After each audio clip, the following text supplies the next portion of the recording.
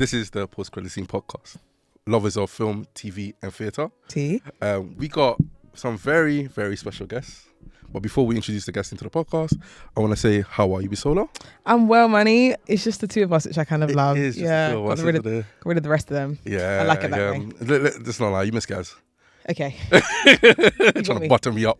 But I like it anyways. How are you? I'm fine, thank you very much. Yeah? Okay. Yeah, I'm good, thank you for asking. Thank you. But Hus is in the building as well.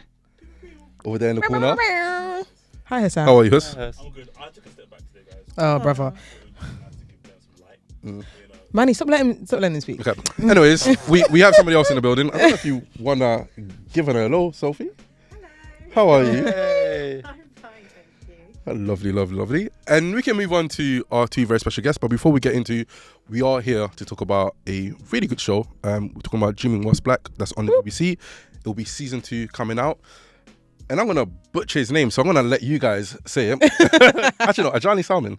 Yeah, John. Adjani Salmon, yeah. Okay. Because sometimes I worry about my pronunciation. We all do, and it's nice that you care. It's actually nice because some people don't. So Yeah, it's a bit of a mockery. The same way I'm going to butcher your surname. Dani Moseley. Moseley? That's so nice. No, it's so cute. I like how you said that, Moseley. Well, that should be it. That's really nice. What is it? Moseley. Moseley. That was a lot drier. That's so funny because he thought that was the first. He thought That's what I said I first time. corrected him. Yeah. What, the Moseley? Okay. So you corrected him. Yeah, but it wasn't going to be me to introduce you anyway. So I was like, He was like, bus under it. I'm just really glad you were wrong because if you were right, I've been saying it. Wrong this whole time. Yeah, and I was like, this would be so difficult. It's a good thing that you're a writer and not actually on set. Because that would have been I'm on awful. set, I'm just not. Just not talking. Yeah, no one has to do that. And this is Ali Hughes, the co-creator of Jimmy What's Black, I can say. It's kind of like a weird complication. So my role is very much that, but I'm not actually credited because I wasn't there.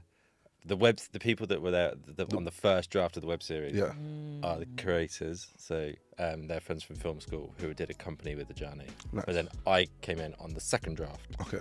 So I've been there pretty much. You jumped from on the beginning, bandwagon. but there's a complication. Yeah, don't get as much credit. My role is effectively that. Yeah. Perfect. Thank you guys very much for coming to the podcast. I think we spoke to Adjani a few years back after I think at the end of the year we did like our favourite TV shows of the year, and I think me and Gaz put Jimmy What's Black in the top 5 of the year when it first came out. Yeah, and I think Gaz added Adjani at the time, and then to spoke a bit, and he said he was meant to come on the podcast, but then I think he was writing for season 2, so he was unavailable to you. But thankfully, we got even better now. Don't worry about that. Johnny is So shame on you for not coming on. boring. I can imagine. You're the real brains. Yeah. Very much this black shirt, this white guy. Yeah, the amount of funny looks I get when I'm walking around, like, because obviously Ali as well, they're expecting, he must be at least a brown man. Yeah. Whatever. But yeah, no, the disappointed faces that I get. So I was asked, is Ali white? It's like, I think he's got something in him. What, spicy white? Yeah, like I said, like I'm pretty sure, like he's, I don't know, maybe his granddad's Caribbean or something. oh, he's calling her my girl. That's what he's doing. Yeah. he's going to have braids next time he speaks to her. Sheffield. What was her name? Your co-worker in season 2. Oh, The other black lady that you worked with. why have I forgotten the name? Because I definitely have said. Am I allowed to say it? Are we allowed to say it? You can say his Yeah. name. Yeah. Okay, cool. I've forgotten. Fiona. Was it Fiona? No, Fiona. Yeah, Fiona. When you wrote it, I think Sorry, I I'd said like for you to know. it's my job to tell you what you can I say. did. My apologies. Oh, yeah. I don't have it. Okay, so I feel like we got into the flow of things. You mentioned the web series. You mentioned where you got into it, but I want to know how you guys got into the industry. Full stop. Like, what was your entrance to it at the beginning before Jimmy What's Black? Yeah. I'll let Ali go first because I've told this story so many times. So I'll do a quick version. Oh, don't worry. You go. I haven't told this to him. Do people ever let you talk? No. Been let out. No, mine was Jimmy What's Black. So me and Adjani met at film school, and we've said before we didn't work with each other at all at film school. Weirdly, Did you So even speak to each other at film school? We're in the pub. Okay. Okay. The parrot was always the Grove in Ealing. Oh god, that place could talk. Yeah. Hussam loves that place. It's a good pub. I think Ealing gets a bit of a bad rep. I always had a really good time there. Ugh. But then exactly. Yeah. That's what I mean. I've stopped saying that. Yeah, you should. I know. It's great. The Globe in Brentford is my favourite. The Globe. These sound like terrible pub names. Yeah, I was gonna say the Globe is always about. I don't know that one though. I was gonna say Crispin's as well. Great wine bar. Yeah. God. Yeah, you're missing out on Helix. See? Yeah. So anyway, we Adjani had the idea for the show based on, is it Master of None? I think. Okay. Where Rami. Yeah, exactly. Like, what I think. Awkward Black Girls also.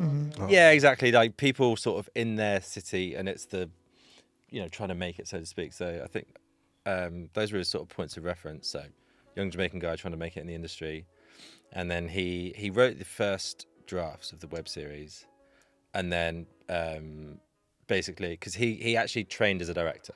Okay. And I was in the writing course.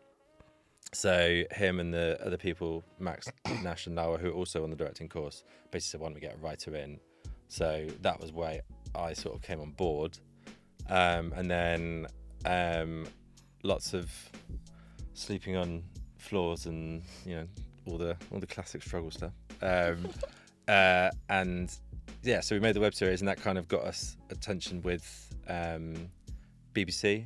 And so that was kind of it. But I mean, it sounds like it was the first go. I mean, this is after 5 features written and God knows how many other pilots and stuff like that. But Dreaming Was Black was the first kind of like attention we got, so to speak. Nice. Thank you. Okay, I'm gonna do short version. So, short version is I've wanted to be an actress since I was like 8 years old. Yeah. But I was like, no little black girl from Catford is gonna be like a Julie Roberts. It's like Southside. Is what? Southside. Hey. So, and I remember I asked my mum when I was a teenager, 14, if I could go to Brit School, and she was like, no. And I was like, wow, she thinks I'm terrible. So I was like, cool, I'm not gonna do it. I'll just be behind the camera. So I went to uni, did producing film, got into a production house, and I was like, I'm a Virgo, so I'm just like, if I set something. When's your birthday? August 29th. Oh, you right in there. Okay. Cool. Too many Virgos. I'm the last day. So I'm the 23rd of September, if anybody wants to know. So then I worked my way up, got into a production house. They were having a recruitment freeze, had a conversation with Ewan McGregor, and he was just like, you should go for it if that's what you want to do. And I was just like, okay, Ewan, sure, whatever. But he was onto something. So when we had a recruitment freeze, I thought, I'm just going to try it. My second audition was an acting convention in Paris. Went to Paris, got an agent from Wales, came back, and been doing it ever since. Oh, T. Congratulations to you both. Yeah. Into the industry. It's not an easy thing to do, so it's nice to see you guys actually succeed in it and giving us good art. Talking about the web series, what is it, sorry? I said that's very kind. Oh no, but The better review than my mum gave us. what did your mum say? She just went, as long as you like. If you like it, I love it. Yeah. Starting from the web series and obviously moving on to season 1 and season 2 of Dreaming Was Black on BBC. How was that journey like for you guys? You as an actor, because you was on for the very first episode in the web series, and you obviously coming in from the second draft. How's the journey been like for both of you? One for you on set, because I've seen the budget has exploded. Don't say that. Don't say that. I don't think exploded is quite the word, but yeah. It is budget now. Better. I think it just is a budget. I think that's Right? It's got me down. Actually, let me go to Bisola first. How have you seen the web series? I haven't actually. First time I ever watched it was on BBC. Okay. How did you find the first season? Honestly, I was like, we need this. Yeah. Oh, I became one of those people. And there's like, guys, we all need to watch this. Is really, really important. That's what we want. That's what we need. Yeah, but like, thank you so much. yeah, like, but I was like, going door to door, like, can I preach you the good word of Dream Was Black? Yeah, okay, one of those people. And I remember I watched the first episode. I didn't go back to it, and then I think it was either Manny or someone else was like, no, go and finish it. Trust me, I went to go finish it, and I'm a binger, and it was a really easy binge. It was like 7 a.m. I was like, I'm up anyway, so I just watched it before like midday. I was done. Oh, that's great. A bit unhealthy. I should have started my day like showering and stuff, but You had priorities. yeah. That was a priority. And after that, I was doing like evangelism for Dream Was Black. And we thank you. Yeah. You're so welcome. So back to you guys, the journey that you guys went on, you as an actor being on stage, and also you with the writing in the background. what has changed from the web series up to season 2? I guess, well, from the writing perspective, I think we're definitely more mature. There are things that I watched back on the web series. Like episode 3? The relationship stuff with Vanessa, because we did try and do the right thing of, like, you know, him trying to balance his career with his relationship, but there are because we ran out of time and all these other things. There are times where I'm just like, oh god, it's clunky. But I guess also if you can see those things, then it's a sign of progression. So that's always a good thing. And I mean, also just the difference now. Obviously, with season 2, we were working with A24, and who obviously, like, you know, top of their game, and we had just the amount of support. So naturally, it just brings. I think it sort of elevates us and brings out the best in us as well. Yeah, it's kind of weird because I think starting off with the naivety, I'm kind of glad we had that. Where we just were just like, let's just do it. Whereas obviously, as more people get involved, and you've got broadcasters, and then you've got production companies, and you've got execs and whatever, there's so many other voices that chime in. So a lot of it is actually kind of just learning to manage those things while still trying to make sure that you're doing what you want to do. I guess that's kind of like the biggest learning experience, so to speak. And for me, I mean, it was whole. So I actually joined from episode, I think it's episode either 5 or 6, and go all the way to episode 9 in the web series. Are you not in the... I'm in the first episode, but it's like a little montage of his dream or something like that, which we then encapsulated in the pilot. So yeah, but I mean, the fact that I was the only one that made it from the web series, because everybody... T clock it. No, it was hard to make it. I'm not saying like, I mean, no. Like, it was hard. Yeah. Like, I had to re-audition again. We had to prove our worth, even though we've been in it. Well, I'm trying to not bring up the trauma. Yeah, but I had to, as Ali said, I had to, it was long. But in terms of, I was very much in the web series. Like, I didn't know I knew it was good, but that's all I knew. I'd done Brothers with No Game and enjoyed that. Yeah. And I didn't want to be a web series girl, because there was a few people that had done quite a few web series, and I was just like, I want to do stuff that's good and that is different. And I'm always worried. Yeah, I am always worried that sometimes I don't want to play the same role. Yeah. I don't want to be like, oh, Dani's playing that role again. So because my role in Brothers in a Game playing Simone was quite prominent, I knew that playing this was going to be quite a big deal, and I just didn't want to cross over, but they're completely different. They're not the same. I brought like the Afrocentricism with me, but Jodie Simone then elevated it when we got to TV, because I was doing all my own stuff, and I was like, boy, I'm just finding a little material here, a little something here, rapping. But my character, Amy, in the web series was very much jaded. Like, she was just tired of the actual industry and wanted her and Quabs to do their own thing, but was also tired with Quabs just always having excuses. You've got your girl, but you're not doing stuff, and then you plan to do stuff with me, but then you plan to do stuff with her. Then that's making me and her look like we're having issues or we're not, but this guy that we share is just annoying. And then in the TV show, it's kind of like it reverted back to the start again. So him meeting Vanessa again and knowing her, and then me. So seeing Amy actually quite enthusiastic and excited and having optimism about the industry, like, I'm going to come back and do things, and then that progression and how that changes and how the industry is. So yeah, that was different. And obviously the budget, we had a budget, that was nice. And just had amazing hair and makeup and costume. Like, I've never looked so good, like, on Glory to God. Never. And and showing that we can look good. Like, it's not like, and I say that not because people don't have the expertise or they don't have the talent, but because they're not allowed. They're like, that's too much. Her hair is too big. Let's just calm it down. And actually in Dream I was like, no, she can have big hair, like, because women will do that. Well, why not? We never see it. And in Black British TV, we see it in American TV, but not Black British. So why don't we see it? Like, it is really true, because like when you watch other shows, I think watching Dream Mask Black just felt very regular black girls, which is something you don't get to enjoy as much. It kind of operates in like a really wide spectrum of like the super Barbie done up, like almost African American type archetype of black woman, or like a power to the people, and she only ever talks about like BLM and nothing else, as opposed to like black girls that exist between like the two, because like we exist between the two. And I think Dream Mask Black, you got different black girls with different views and different opinions and actually just existing, For sure. which is really nice to watch. And it was also for me quite nice to have black girls that weren't. There's nothing wrong with a comedic black girl that's chatty and from South, and you get what I'm saying. There's nothing wrong with that, but there are also other. Yeah. Like, why are we not always seeing the other kind of black women that we know? Yeah. You know what I mean? So it was beautiful that we got to see that, because it exists, and so many people are just like, oh my gosh, my son says that I'm like him, or this person that you remind me of my auntie, or you remind me of my cousin. That, like, it was just nice to be like, there are different people in the show that people can say they relate to, as opposed to like, oh, I don't relate to that. I've seen that first type of girl, but I don't know that person. It was nice to have that, because It was your younger sister in particular. That's like really my favorite.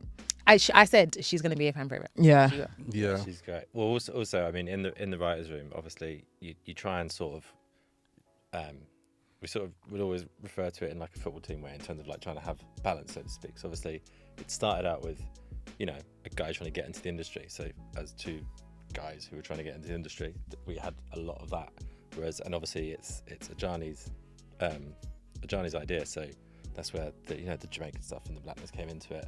But then as it evolved, we were really wary about bringing in more female roles and stuff like that. So in the writers' room, we had, I think all the other writers that came in were black women, and anyone else who's written on the show, Yemi and Tara. So they've been really, really good at helping like kind of like balance that out. So like when you talked about, especially the younger sister, Tara. Actually, there's a little bit of like younger sibling stuff, because I just moved in with my brother, and so me and her really bonded over that. Like, she was having the same thing with her sister, where it's just like, wash the toothpaste away. After you brush your teeth. Like, I am the younger sibling though. yeah, right. Yeah. You're the worst. So you were just like, hey. When I saw her, do you know, when she rocked up to the house uninvited, that was literally me 2 days ago. Yeah, one thing about me, I'm going to go to my sister's house. What? There's food. Yeah. She's got all the streaming services. There's an extra bed. Like, are you joking? Like, it's perfect. The one that really took me is like, because my brother, he's not great. He's not not great great. at cooking. Yeah, he's not great. Yeah. No. And so I'd often be like, well, I'm cooking dinner. And he came in once. He went, fajitas again, is it? That was me. No, And I was like, I got a really bad response from my sister I've the been other out day. and bought and cooked this. You ungrateful shit. Yeah, because I was like, oh my gosh, we're having rice again. And she said, you could go back to your mum's house. And I was like, you've got a point there, actually. So I just sat down and ate the rice. Please do. Or don't. Eat whatever you're going to cook, but relax. Oh, you guys are shouting. That's crazy. Because we touched on it. So in terms of like the characters and the character writing, actually, but hold on. Who is your favorite character from Dreaming What's Black? I can tell you who it's not. Okay. Quabana. Okay. Yeah, I hear it. I hear it, This man. season, I've just about started to like him. Yeah, I hear it. Every time I see him, I'm just like, oh, this fucking... Ah! Of course, some sort of excuse. I just it's such a... It's just such... Do you know what it is, yeah? He's not a loser because he hasn't got a job, he hasn't made it. He's a loser because he acts like a loser. Like, it's like he almost... Like, everything he does is just like, you whiny little piece of shit. Like, oh my God, you're so annoying. Like, he just pisses me off. But then, honestly, your little sister is just like... She's just so She's great. you. So Yeah. it's like, I love myself. You're so right. That's what it is. It's self-love. But I really do like your character. I think the silence you have to endure, again, it's being able to see yourself in certain characters. Like the first season when the shorty was crying in the workplace, yeah. Oh. I had to pause it. Because I was like, oh my goodness, am I in the workplace right now? It felt so realistic. Like it felt so realistic. Like the tears are like, and everyone babying them. And it's like, you're the one that said something outlandish. Oh, yeah. And I think that was when I was like, yo, this is absolutely smash hit of a show. Guys did it. It's quite funny with those references, because a lot of criticism that we've heard have been like, oh, people would never say that. And so when we were writing it, who's saying that? White people. Because yeah. what? But it That was, was and it's funny. he was like us. We were really careful to make sure that we did use things. So it was from people sharing experiences. I mean, like, this is what was said to me once. Yeah. So it's always, I always think that's quite interesting, because that definitely gets picked quite a lot. It's always quite interesting. What that scene? Well, that dynamic in the office, and especially because, I mean, you know, you can either like it or not. It's not to judge someone for that. But I think by taking issue, by saying, oh, no one would ever say that, and it's like, but it did get said. So Yeah. Yeah, but there's enough of us, and in my community, that we already know. Like I was going in for auditions afterwards with casting, the rest would say to me that scene.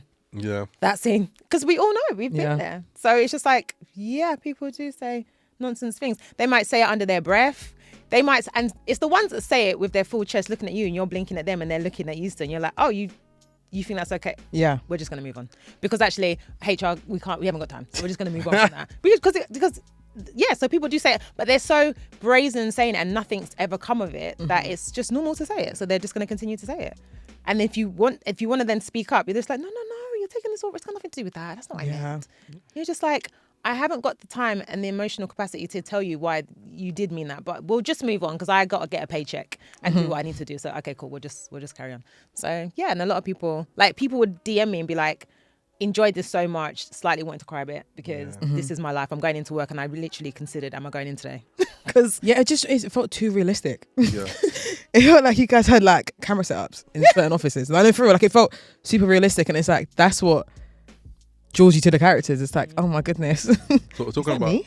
that level of realism, it's because a lot of the characters, even though I like them, I can see the faults constantly. Yes. Like Kwabena, That's the reason. he's jarring, Jarring, but you understand his heart. You get his heart. Like, but he's like, get a grip. yeah. Like when I don't know if I can say it because it's a bit of a spoiler, so I'm gonna leave it. But there's a scene, I think it's on episode 2, when they're in the rave, and he goes up to and his boys are like, yeah, you should do it. And as soon as he walks off, they're like, that's such a bad idea. It's like, of course it's a bad idea. What would you go up and do that? But then his whole reaction with his whole relationship with Vanessa, it's just like, bro, like you're in this situation because of yourself, not because of anybody else, and you're always trying to play victim.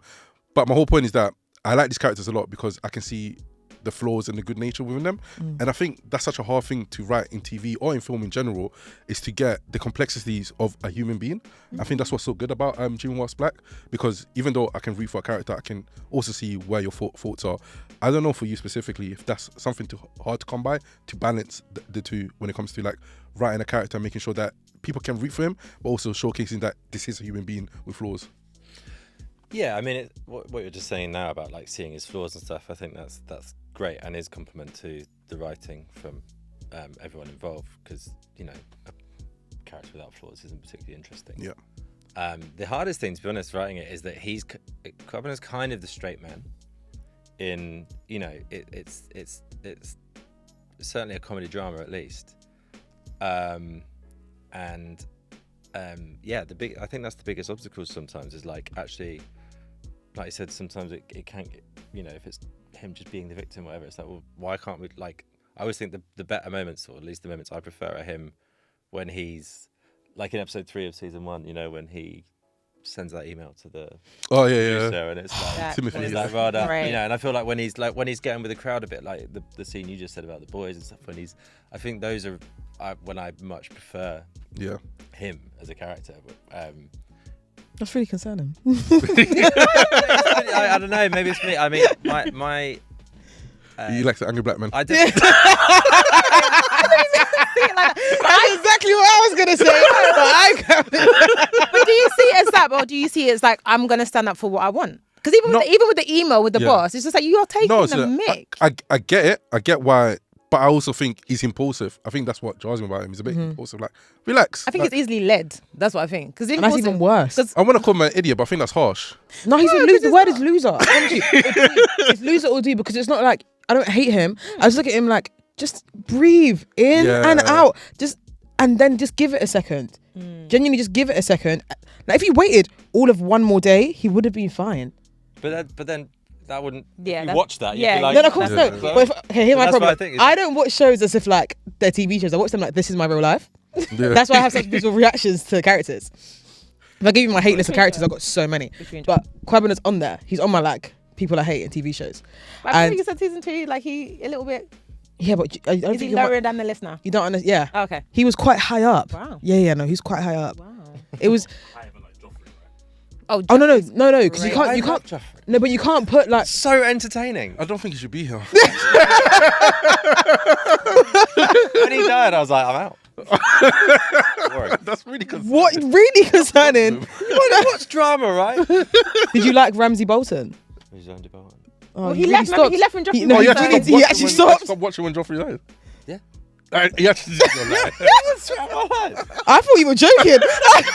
Oh my god. Ramsey is now- the Yeah, worst Ramsey- person there you ever. go. Yeah. If I'd known that. Get back on If he it. knew Get back that, on if he it. knew something worse was coming, he would have stuck around. Yeah, go back and lock in. Ramsey Bolton's worse. No, but I got separate lists. It's like people that you're meant to hate, so like Ramsey Bolton, Joffrey, and people you're not really meant to hate, but I've decided that I hate them. I mean, hate's a strong word, you know. Yeah, Oh, okay. yeah, I'm Saying pretty it. aware. Still second- So, so I put him on that list. Okay. He was like number 6, but now he's like number 6. he was Who's like number 14. one? Oh, so Joffrey and Ramsey Bolton. No, they're on a They're separate on a list. separate list. They're like on a separate list. I think I know who your number one is. Guess. Don't. Jaheim? Oh my god, no, Jaheim's 3. Jaheim from Jaheim from Borders. Josh the Devil? Okay. Yeah, who, which one? No, wait, which one's he? He plays Jaheim, the one with the little brother, and their mum's not really around.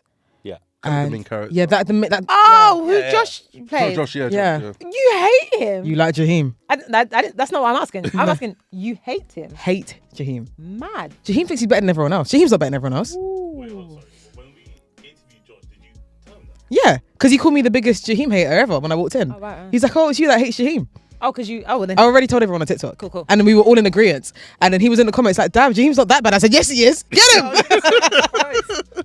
Like, I mean, I wouldn't say he's like one of my favourite, but like, The end of don't get- season 1, yeah, Jaheim was on telling everyone to like, oh, louder smoke, da da da da da. Like, what the hell? Who actually made you captain of this ship? Who do you think you are? No, F Jaheim. okay. What's number 1 though? Oh, Fitzgerald Grant Fitzgerald Grant. Scandal. from Scandal. How long is Was that? that? Is list? that? Yeah, president. It's The really fact long. that they're numbered, I'm assuming it's quite in depth. It is really long. And by the looks of things, it's mainly men. So that says a lot about me as well. Yeah. Okay. Yeah. The top 12. I think 13 is Susan No, Myers. no. I'm good. Yeah, 13 is the only woman in Susan Myers from Desperate Housewives. Which one was that one? The annoying as shit one. Trust me. If you watch Desperate Housewives I just did, again but for a second, it's Susan. She's the ditzy one. That's like, oh my gosh, Mike. And like her daughter's kind of cool that she gets pregnant. Is she the lead person? Nah, she's brunette. Terry Hatcher. Terry. Yeah, that is the lead person. Terry Hatcher. Is she? Yeah. She's definitely Susan is the lead. Yes. That's probably why I hate her. Wow. I think you hate leads, you know. Maybe. Because Josh is also the lead. Quite better now. Copenhagen is the lead. Yeah, you're a lead hater. No, I'm not. Okay. I'm not because I don't. Yeah, I'm gonna let you think on that. Yeah, that's okay. I'm looking through the list, looking if there's no lead. And all these apart from Scandal. Yeah, fuck. But he's still a lead. No, I mean, let's second. he's a bitch, is what he is. Actually, He can still be a lead. Anyway, Dreams was black. back to the point of this. You mentioned something in terms of you never looked so good on the show. When I was speaking to Bisola before you came in, we weren't meant to skip over that part.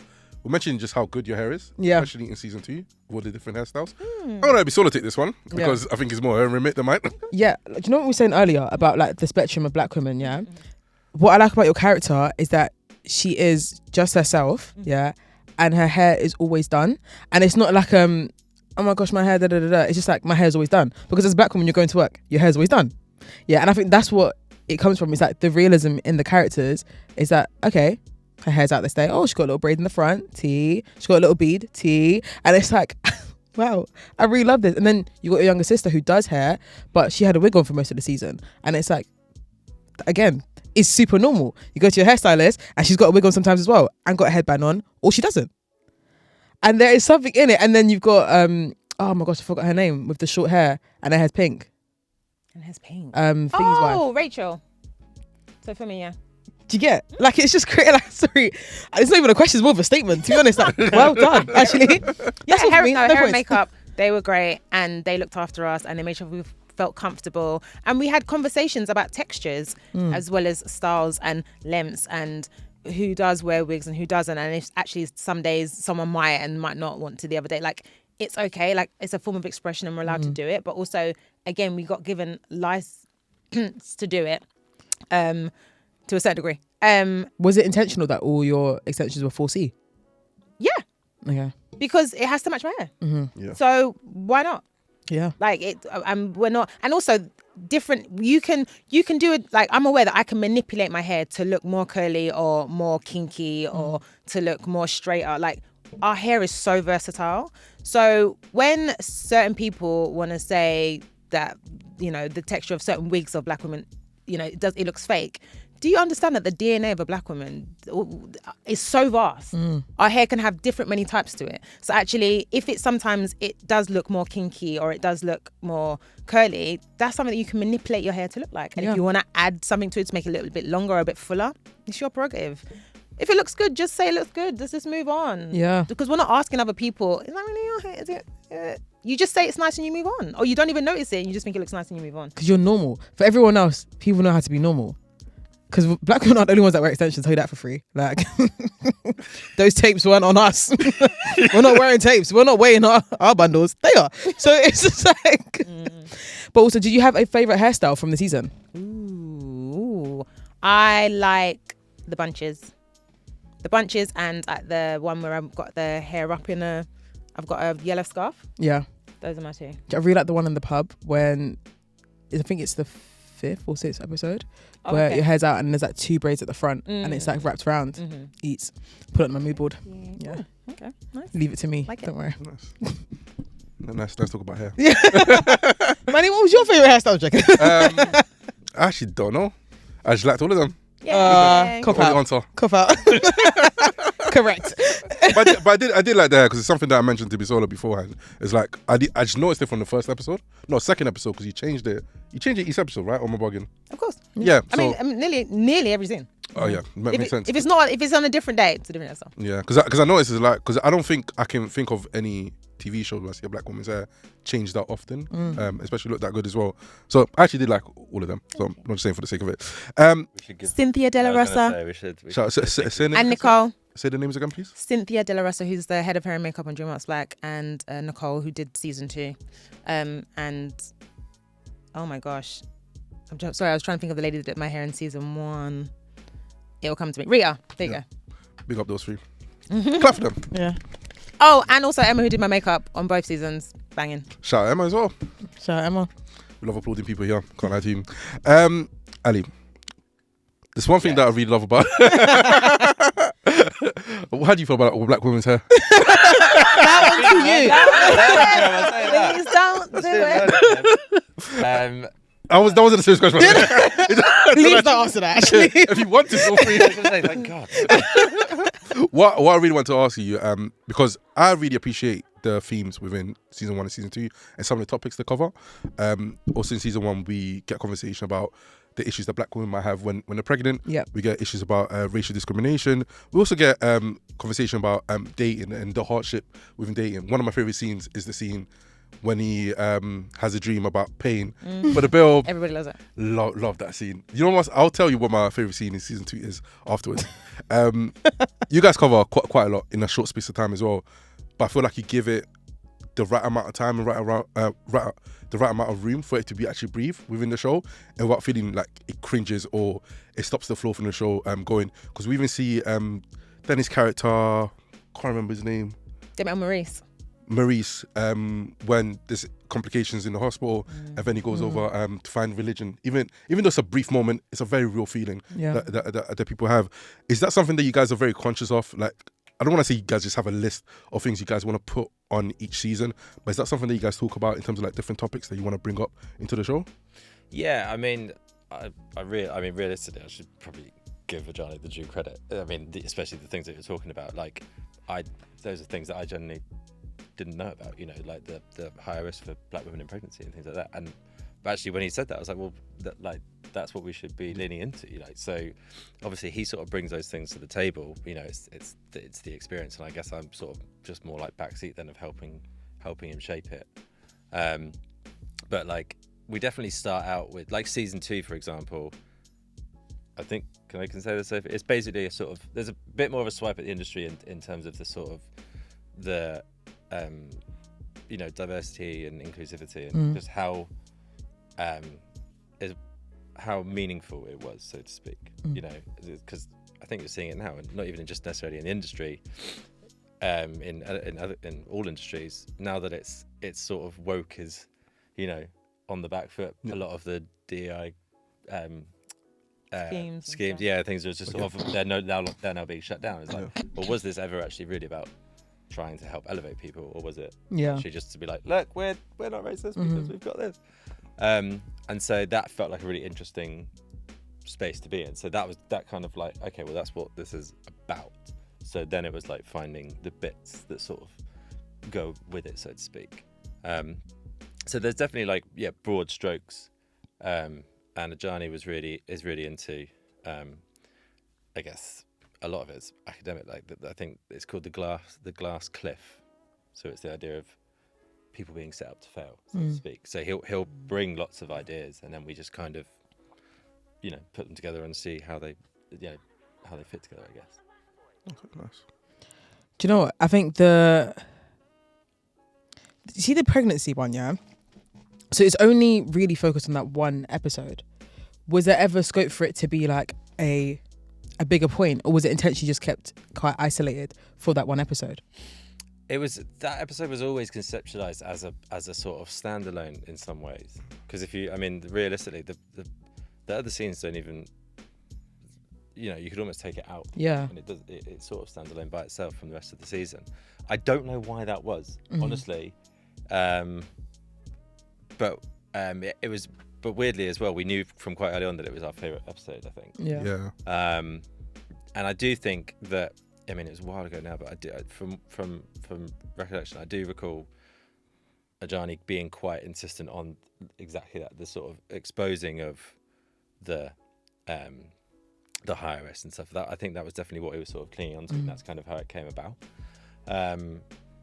But also at the same time, we were aware as well that you're making a comedy show, so you I think it's nice to have the textures in there and have them built up, but ultimately you don't want to feel like you're being lectured. Yeah. So it's always finding that balance as well. But how do you find that balance in in the writers' room? I'm guessing you're like, okay, we're going to talk about high risk pregnancies when it comes to like black women, but also we need to laugh in here, but also like he's going to get, what's his character's name? Maurice. Yeah, he's going to be told, to calm down, even though his wife could potentially lose her life. And then also he's going to go and find God at some point, but someone's got to crack a joke. How do you balance that? How do you look at that? Well, I guess that was, I think that was something that was that came naturally from us writing together. I would say that I grew up wanting to write comedy, and I think Adjani's more drama leaning, and I think there's obviously overlaps, but that's kind of the sort of coming together is what gave us that nice balance. So I think it's one of those things is when we're flirting with ideas, we'll often have, of a situation, we'll often have quite different ideas for how the scene should be, and then it's almost a case of cherry picking of okay, well these are the things that we agree on, but actually, this would still be funny if I love the scene when she's given birth to the baby and she's basically in a sort of semi-coma. And You love that scene. Well, no, because it's I was going to let you land. I want to see where you're going to go. it's exactly that when they're talking about the conspiracies about Yeah, the milk. vegan people trying to turn black men gay. Yeah. And I was like, that, again. Oh, I love it. Sorry, the auntie, love her character. Oh, yeah, so good. Yeah, we need to get her back, honestly. That. I was like, this is it's the inappropriateness, isn't it? But it's sort of this is what really matters to her. Yeah. So yeah, I think that was always the thing. It's just I guess we kind of have a nice balance that we can pull the best out of each other. Well, a lot of the time it'll be the worst, and eventually we'll get to it. And even on that, I remember, it didn't get done in the end because I think we might have run out of time during filming. But when in season 1, when Maurice goes to the church to pray, there was actually in the script there was a bit where he comes out, he sees a rabbi go in, he's like. Then he comes out, then he sees some Muslims going, he's like, he's willing to go to anyone at this point to save his wife. Yeah, but we just ran out of time. I think it was literally the last day of film. Yeah, that would have been good. And but it's things like that. Oh yeah, I forgot about that. I never forget about that. 'Cause I'm Upsetting, I know, because it was really good. But there's there's things that just you don't even know that was really good that we didn't have time to do and stuff. I think it's... No, sorry, go on. I was going to say, there was also a really beautiful bit that I didn't realise until 6 months later, when he goes and speaks to the baby, and he's speaking out his kind of fears, but he's like, but your mum's going to be okay, whatever. And it was this really beautiful scene. And I didn't even realise at the time that we'd cut it. Oh. And it was only I was I just sort of sat there one day and I went, that's that's not in the episode. And Adjani was like, yeah, we did. I was like, Yeah, the episode needed to be longer. Yeah, I that think really that's that could have been yeah. a full hour. Yeah, I think that's my favorite episode of the season as well. So from early on, sometimes you just get really lucky where everything kind of flows quickly. Yeah. We had it all on the page quite quickly. Yeah. Whereas others, It Not so took a bit much. longer. I think historically, I've always said that I feel like British writers are so good at writing comedy and tragedy together. I think we're the best at it. Because we're going through it in this country. Yeah, miserable place. But We're going through it and then we're laughing. And we're like, oh, you know what? We should make that a show. that's how we go through it. Yeah. After. I want to ask you something, Dani. Mm-hmm. What has been, it doesn't have to be one in particular, but the first few that come to mind, favourite scenes that you've shot so far? Oh, that I've shot so far.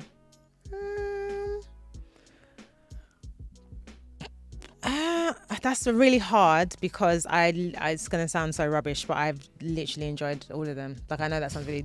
You sound like me when I was talking about your hair. Yeah. Yeah, no, love it I all. genuinely mean it. Like, I'm trying She to... said you're not genuine. She said you weren't genuine. You were lying your ass Why off. are you adding words? Don't do that.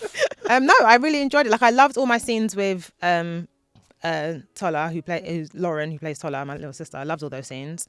And my mom as well, the woman that plays my mom, she's so lovely. And she's like, she did acting years ago, then she stopped for a while, and then she just got back into it and then got this from like an open call. So Sick. I just loved that for her. Yeah. And so acting with her when she was so nervous, and I was like, Mom, it's all right. And I have a thing, like, because of my background, we called elders mum and auntie and things like that. And we were doing that so much of her that some people were like, oh, is this your actual mum? I was like, no, I just respect. He said it. Did you say that? No, he didn't say it. Sorry, props guy said it. yeah, I called them all auntie. That's what I've just been. I didn't realise for a long time, that Adjani's cousins were not his cousins, and so I was like, Yeah, he was like, what? yeah, I was like, what do you mean they're not cousins? Like, oh, that's just like, Yeah. yeah, What else have you learned? Yeah, would you know it's that black hair. But not even on a joking thing, because obviously you're a writer in a predominantly black show. That Yeah. I'm actually genuinely curious. Like, what have you learned during the process as a writer that you could even potentially take on in other shows that you potentially write in the future? What, that's specific to it being a black show? Yeah. I don't know, because this is kind of the only one we've done Okay. to this extent. Yeah. There's definitely things that I could take away, like I said, in terms of navigating companies, and you always think that like the next step is going to be your kind of, once we get there, that'll be it. But there's always more hurdles and stuff. But I wouldn't know if that's. I would assume that would be the case with any show sort of thing. I guess for it being black specific, it's just, to be honest, whether it's ignorance, whatever, like learning, about, like we just said, about like women being at higher risk in pregnancies and those kind of things, that just would, I had no idea. Yeah. But no, I wouldn't be able to tell if that would be specific just to the show that we're on at the moment, or if it's other shows too. I could tell you're very nervous. Yeah. He said, don't say the wrong thing, don't say the wrong thing. He's like, and cut. Thank you, though. There's one point, yeah. Was it? I don't think that was that tough. Yeah, but you're not in his realm, so how would you know if it was tough? Because that's not your realm. Yeah, look at him. It's fine. I mean, it's the elephant in the room, so to speak. Yeah. So, no, it's like, I just thought that I couldn't give more of an interesting answer, I guess. No, that's fine. Thank you, though. Yeah. That's cool. There's one thing I always have, with shows, that have a full black cast and they're all like diaspora, is accents. And I didn't feel that about this season. Yeah. And I think you guys done a really good job. Like, the person that casted to be your mum, I was really worried when your mum came into the scene. Why? Yeah, because I knew she was going to have an accent, and I was scared it was going to be terrible. Oh, okay. PTSD. British shows, for the most part, sometimes, especially the Nigerian accents. I mean, we do try to actually get people that actually are. There is a very But she good definitely is. Yeah. You can tell because she actually sounds... Yeah. Because she doesn't sound like she's putting on an accent. She sounds like she's not trying to put on an accent. And that's what it is. It's like when you're around your aunties, I said Nigerian, innit? When you're around your aunties and they're trying to speak like everyone else, like just assimilate, like normal, and they're like, oh, and it's like, oh, I see what you're doing. Just speak normally. That's what it gave. And I was like, this is done so well. Like, and even down to your character having to take care of the family. Obviously, I'm the youngest, so I don't really. You don't know. But We know. yeah. Can't relate to that side. But like having to essentially just take care of the family, being like, oh, I can't take this job I really want to do because I have to still pay for mum to be okay. Yeah, and I think the dynamics just feel really, honestly, the show's just realistic. I think that's what you guys have And managed that's to down do. the writers. Like we have like writers that are Nigerian. We have writers that are on the show that help us. So that's like Yemi and Tara, as Yeah, well as yeah. Adjani and Ali. So they do mix up and have a say and say like, well, that wouldn't actually happen. What she'd actually say is, and all this sort of stuff. So, and it's imperative that you have those people in the writers' rooms because that's where it needs to be for it to get to the script stage for the actors to then go off and do that. Because if it's not there from the writers and it's having the actors to then do it, it makes it a lot harder and not as fun and sometimes not as genuine because you've got other things to worry about. So it's That, and what you just spoke about is that like black tax. That would be another thing. Like again, like from my experience, John is like, when was the last time your mum just like? I think she said his mum sent him out for a shopping list, and so because he was like, this is after you've been paid, so he finally he's doing all right and whatever. And she sent him out for a shopping list, and apples and whatever. And at the bottom was a 50-inch plasma TV. And he was like, when was the last time your mum did that? I was like, no, exactly. Okay. But then she did help him with this web series. So. I am not getting into that. Dani, you mentioned in terms of the collaboration between writers and actors.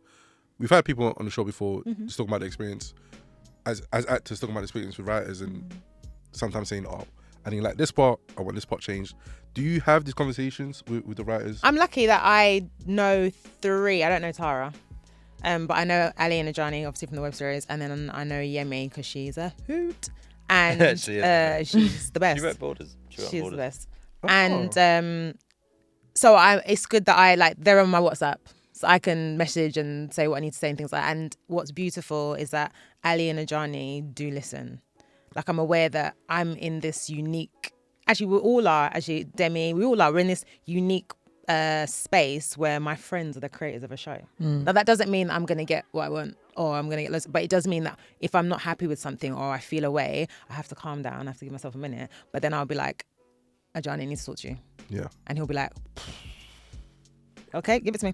And we can have that frank conversation, but because we respect each other. Yeah. And I know that no one's doing anything out of spite or because it's just gone over their heads or they know what's happening in the room that I don't know. And so what's nice is that whether I get my way or not, I can have that conversation so we're all aware. And that's so nice. I'm aware that you hardly get that in any show. Like I remember when we did season 1 and I remember we were having a moment where we was staying at a hotel and we were sitting there. It was me, you, Adjani, Babs and Kobe, and we was all talking about the day that we just had and the choices that were made and stuff, and then talking about the next day that we were gonna do.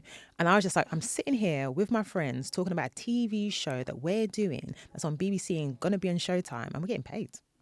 What? And it's really good. Like not many actors can ever really say that. So I really held on to that moment because I was like, I don't know how many projects that's gonna happen. Yeah. I mean, obviously I'm just like, yeah, get me in your shows.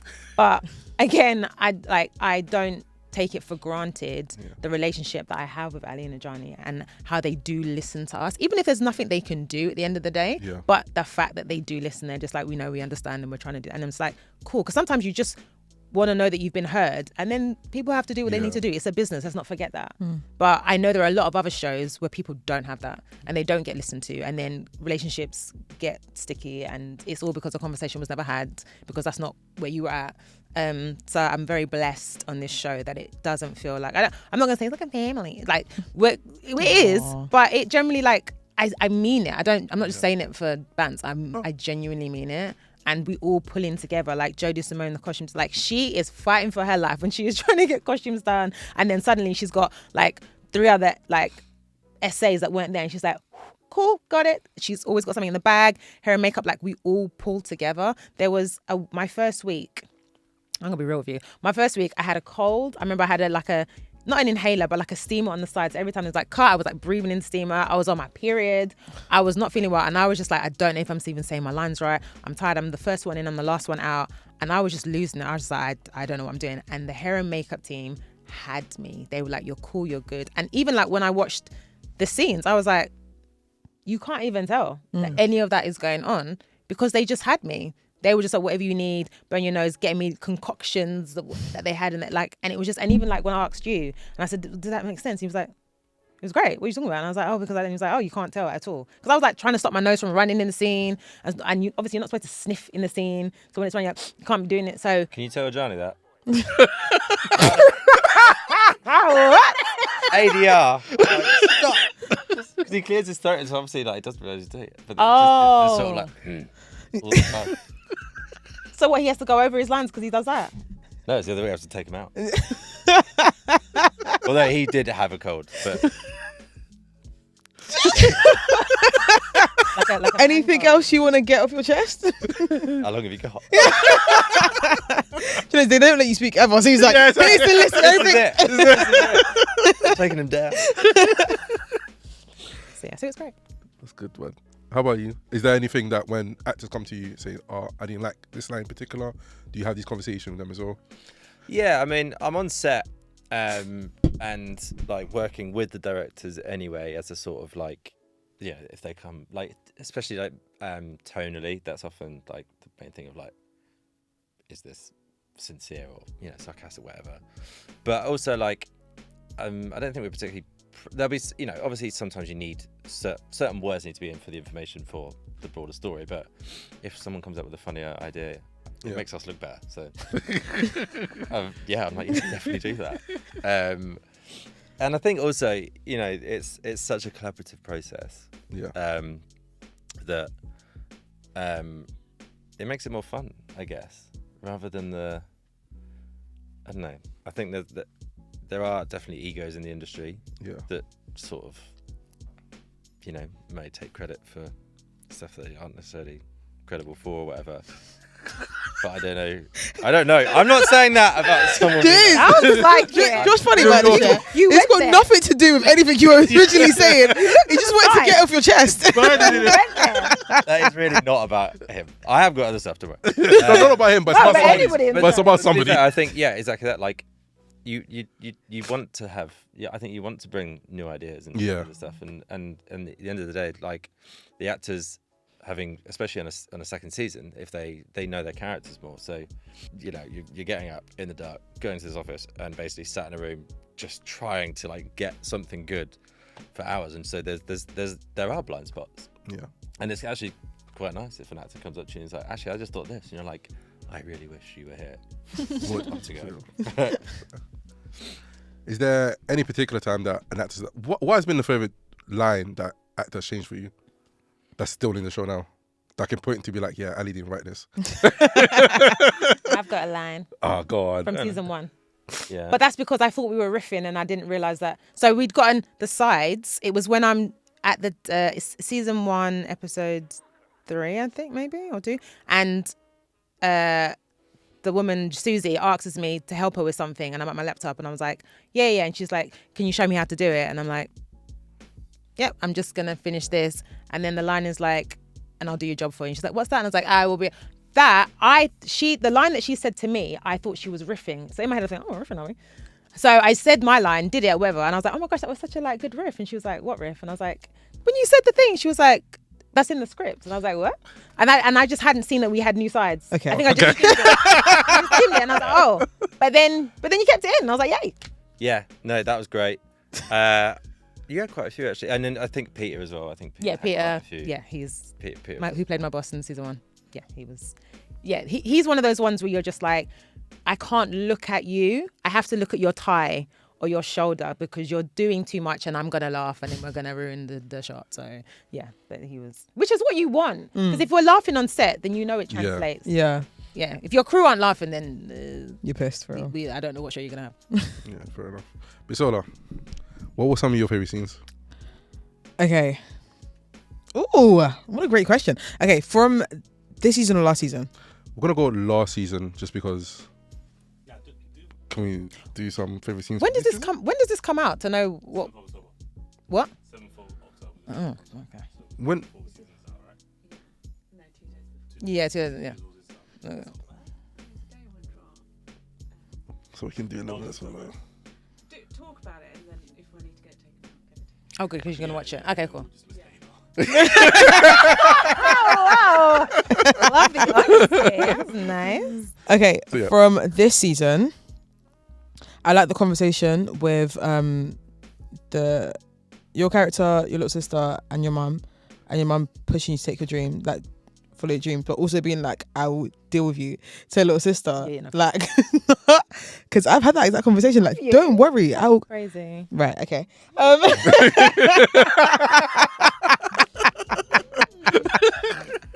Then the one that was insane, and then the one outside the pub when Governor sees. Vanessa? People. No, it's 'cause she's looking at me. So, We'll just say people. Just yeah, say people. when he sees people, Mm. and I'm just like, oh man, loser. Well, yeah, that's what you get, bitch. That moment, yeah, his choice on set, just want to knock his head. Like, I get it, but also like, use The- your upstairs. What in the All of them. trailer? Yeah. That's my favorite scene. This is the makeup. What should we talk about here? Because I'm getting a bit. Well, I feel like Something's afoot here. Oh, but wait, what, the makeup one? Yeah, But the joke of it is, in the industry, that's a real thing. and that's a real problem. And that's But because that's exactly that's why I love it so much, because I think that's what speaks to when we were talking about earlier about the broader theme of like the optics of like, is this sincere or whatever. It's Yeah. like people, even when people are trying to do the right thing, it isn't actually necessarily the right thing. Yeah. So like, even if it's well intentioned, actually is this worse off? Like, I feel like that scene really, Yeah, there was. and it this is moment- funny. Yeah, it was the white makeup girl being like, I like.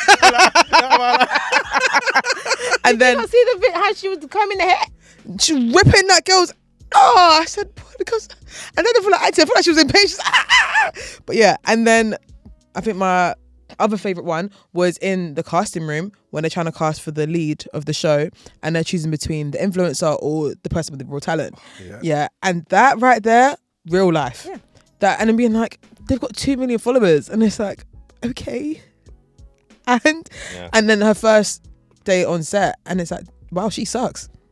But it was also inevitable because she's not an actor. And I guess that was just like, again, real life. That's why I was like, yo, this is a really, really good scene. Which is why, regardless of me being in it, I truly, genuinely love Dream Arts Back, because it literally it's a mirror to the industry. Be like, this is what you look like.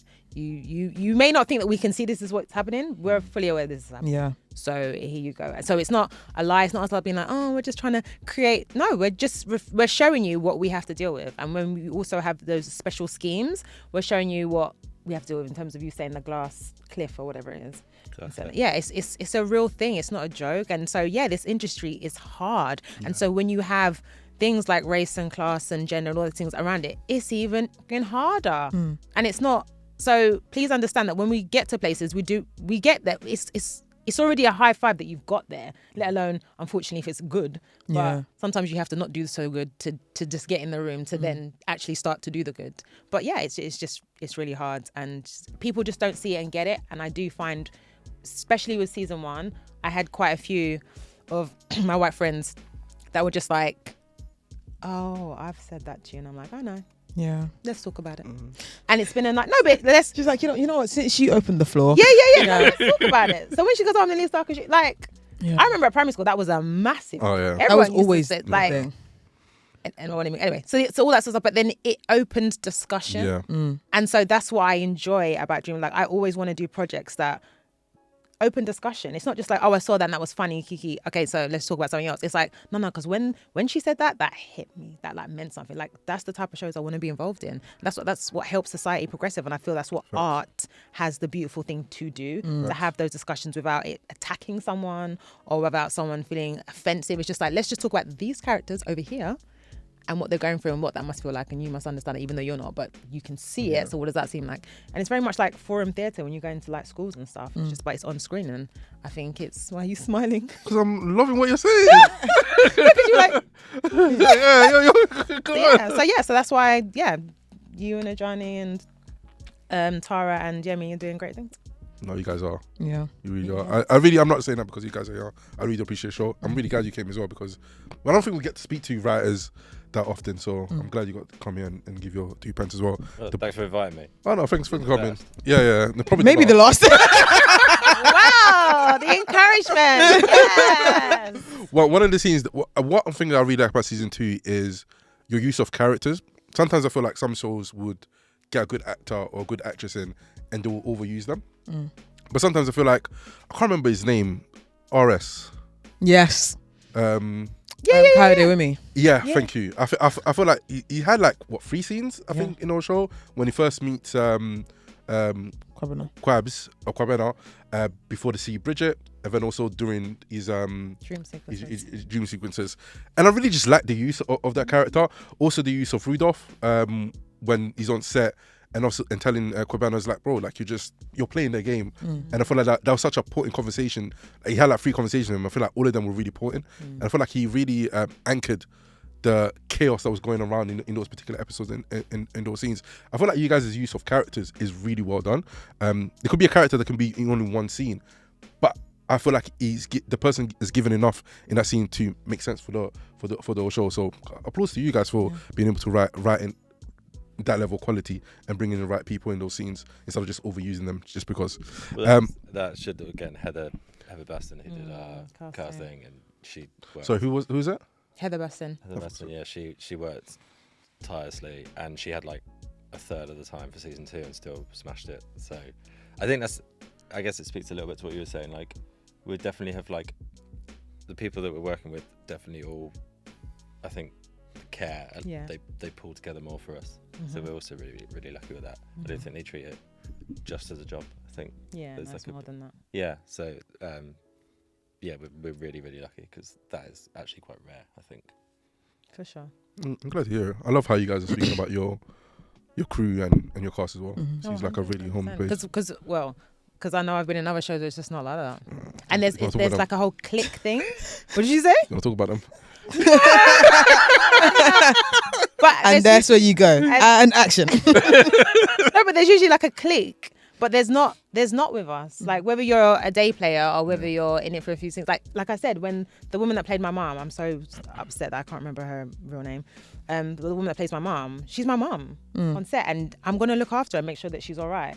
And so little things that she didn't know, I understand. I was like, Mom, it's cool, I got it. Like, I'll check with the runner, I'll do that. And then she's like, oh, you're so nice to help me. I'm like, yeah, like, you're in with us now. Yeah. Like, that's it. Anyone that joins us. So it's not like, oh, they're new, they're only in for a couple of days. Like, it's like you're with us now, you're in it, you're involved. So, and when that happens, it's like anything. It's like any workplace you work in. When you feel valued and you feel like you matter. What? Tommy, is that it?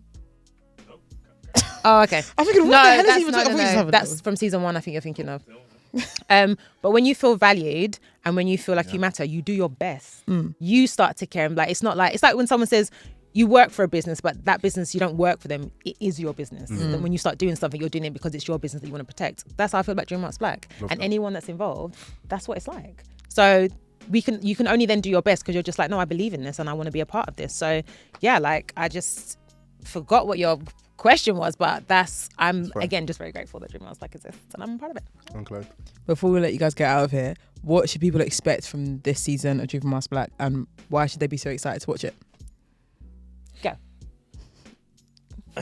I think it's a better show. I think it's a better show than season 1, which is, I think that's all you know, broad stroke. If someone said to me at the beginning of it all, what do you want? I just said, I just want to make a better season. And I think between the support we had writing and the Sorry, Manny's in the corner fighting. Okay. Sorry. No. just You moved too many times for it just to be the chair. You know, I was looking underneath. I was going to say, I thought that's what he thought of my opinion. Yeah, he was like, boo. Should add him to the list. Add him to the list for you. Add him to the list for you. Please don't. But sorry, carry on. Yeah, I think it's definitely better than season 1, which is, yeah, that's what I was taking it. I agree. Even though season 1 was really good, I think season 2 is better. Yeah. Yeah, it's just, I think it goes deeper. I think we just get to see people more, see people in the environment, and also just delve into, I don't swear, but delve into the nonsense of the industry. And also just looking at family life and the stuff that we just have to deal with in family life, actually. That's also real. So yeah, it's definitely a better show. You can tell it's matured. Yeah, I was going to say mature would be the right. I think Yeah. all through the process, I think we've all matured. I think that's definitely Definitely. Before we let you guys go, I want to ask one more question. Hopefully there's going to be season 3. Yeah. Can we get more episodes? Yes. Leave it to me. Actually. Okay. Hopefully there is going to be season 3. Go Yeah, watch the show. Joan Stevens. Joan Stevens played my mom. She's amazing. Joan. Thank you. I'm not convinced that Thank Nigerian you, lady's she called Joan deserves Stevens. her. So we're all gonna watch season 2. Yeah. Everyone that's listening, so we can make sure that we get season 3. Who's an actor or actress that you would love to either write for or play alongside with, or act alongside with, should I say, if a season 3 does come out? Oh, When it okay, comes that's out. a different question. When it comes out. There we go. Oh, that's a different question. I would like to act with Tanya Moody. Who's that? Tanya Moody, she's done loads of things. She was in Motherhood. She's been recently in Sandman. She's been the new girlfriend. Oh yes, Yeah. yes. Well, she might play Storm. No? Oh, is Yeah. it? I'm right, she's, right? But she's one of the people that people have Yeah, put on. yeah. Get it? But is that great in yeah? Sandman. Yeah, She's she is. the best thing about that show.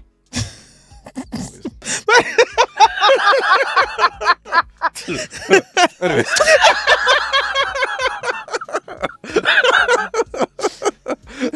Yeah. Yeah. Who would you love to rap for? So it's funny you say that. Years and years ago, I've always loved Danny Dyer, even when he was like, doing this hard man gangs thing, and he's having a bit of a renaissance at the moment. Mm. But years and years ago, I wrote a film about like a Christmas corporate takeover, and he gets fired as Santa, and it was written for Danny Dyer, and that I've still held on to that. So if I ever got the chance, I'd love to work with him. I don't know if it would be season 3. I mean, I can't say anything about season 3. Okay. But just I love the man. Okay. He's great. Ever watch season 2 so we can get Danny Dyer on season 3? Oh my gosh, can you put us in season 3? In the background, yes. Yeah. As a podcast. Oh, How cool I mean, that's a real thing. That's a real thing. That's a real thing. Do you know, you guys had my friend in season 2 as a DJ. Oh, is it? Yeah, I was like, that should have been me. So then you really should talk to him and be like, yo, what was the link up there? Because couldn't even That's get crazy. me Do in. you know what you did? What I do? Remember when the babe asked Gina Rodriguez, yeah, like, hey, can you help me? She's like, have you looked up the scholarships for the thing instead of giving her money for uni? That's what you did. Instead of being like, oh, I can connect you, like, go and find the person. That's already done Yeah, it. but I'm saying your friend didn't connect you. That's what I'm actually saying to you. I'm like, your friend knew he was going to be in any for it. Yeah. Don't add words. Hey. Mm. Girl, you're saying some words against me. Don't do it. So who would you love to see in season 3 when it comes out? Oh, that's a really good question. I would like to see. Oh, it's because he's a fave. Hope Ipoku Jr. Oh, yeah. He is a fave, friend of the show. Yeah. You've worked with him. Can you remind me? I'm terrible. Kitchen, he's... Oh, yeah. No, he's lovely. Yeah. Yeah. Love him down. I actually haven't properly met him, Okay. but he's lovely. Yeah. I love the work that he's done. Yeah. Absolutely fave. And Sharon Duncan Brewster too. Just saying who else I would like to do. Okay. Sharon Duncan Brewster, she's again loads of things. She's in Dune. She was in Top Boy, the first ones on Channel 4. She was in Bad Girls. We're going all the way back. She just did Deaf in England. She's done loads.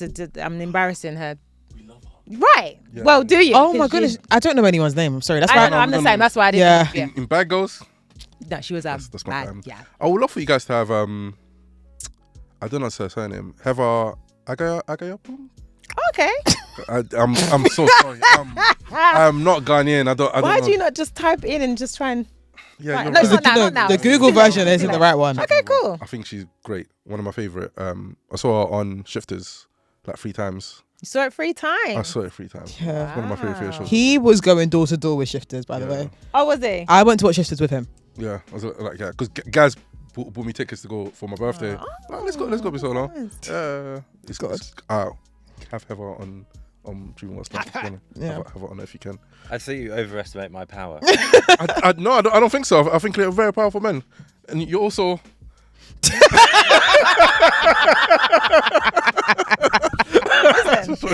I'm what? I was trying to get himself apart. I generally am trying to get myself just Really? Yeah. like it's I don't know, it's a little bit depressing, I guess, but you get more work if people know who you are. Yeah, fair. So but Adjani is like, he's always like, you can audition, and I'm like, That's you rude. can audition. That's rude.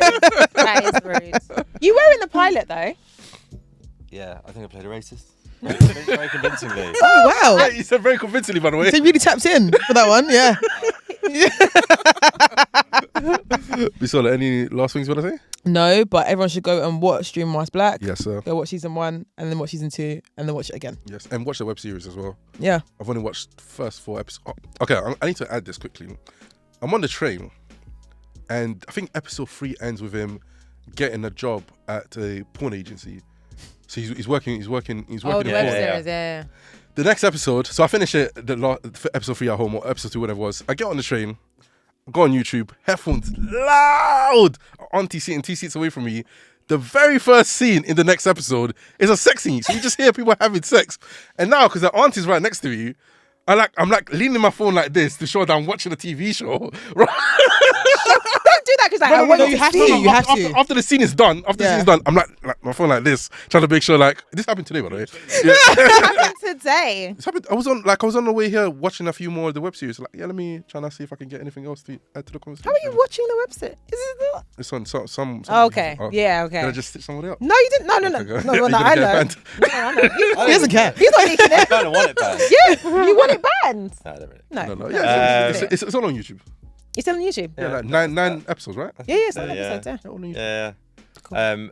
Fun fact, that idea came from someone that we know. That actually worked. Yeah. They were I can imagine. they were the Pussy Lights. Okay. They were. That was their official title. That is a crazy title to have. But it's one that exists. yeah. Or did. Yeah, and on that night, Thank you so much. we have been the Post Credit Scene Podcast, lovers of film, TV, and theatre. We want to thank you, Dani Thank you. I What's wanna her name? Moseley. Ah, look at you. So cute. Yeah, you go. Right? Love it. He didn't smile at all. He had to lock in. He's like, I'm gonna get it right. Muscle memory. Thank you very much, Ali Hughes. Thank you. Thank you very much, Sophie, for setting this up. Yeah, Hi, thanks, Sophie. Shout out to the BBC. Thank Oh. you, Bisola. I was gonna get to Okay, you just last, double checking. 'cause Save best for last, no? RT. Okay, shout out to us. Oh. Save best for Oh last. yes. Shout out to her. And shout out to our lovely co-host, Bisola. Oh, thank you so much So, for that. everybody, go and watch Dream Mask Black season 1 and 2 if you're watching season 1. Make sure you watch it so we can get season 3. Thank you very much, guys. Please and thank Thank you. you. Over and out. Thank you very much, guys. Hi, I'm Lashana Lynch, and you are listening to the Post Credit Scene podcast.